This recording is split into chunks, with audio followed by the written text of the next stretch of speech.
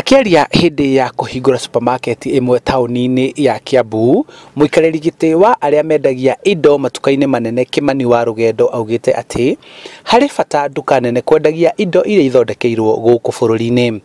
Ni turenda muno na ni tuiguithaniirie na supermarket ciothe ni ndita suppliers chairman wa suppliers ati ni iguteithiriria uhoro ucio wa gwikira hinya indo iria irendagio supermarket 70% igakoragwo yumite Kenya, 30% igakorwo ni cikuhe indo citu competition nini.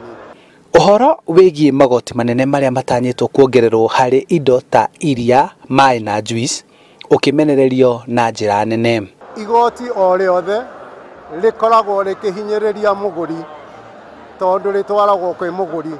Koguo ni turakorwo tukienda muno magoti ta VAT kana excise makarutarutwo kuma kuri indo iria irakurio guku na nigetha agenda 4 ya manufacturing thiini wa agriculture value addition ihote gwikika. Mubunge wa Cherangani Joshua Kutuni akiuga ati bunge ni iguthuthuria kambuni iria iraheirwo kandarathi ya kungania igoti riu riria o hari cuba ya maai, iria kana juice hari tinagio ciringi 1 na thumuni.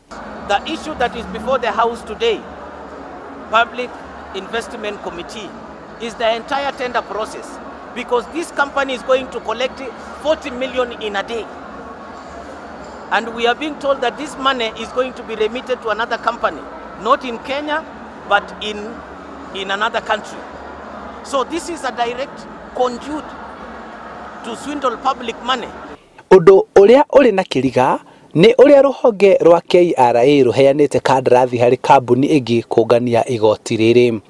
Maritie u hindi ya kuhingura supermarket njeru ya Choppies iria iri tauni-ini ya Kiambu.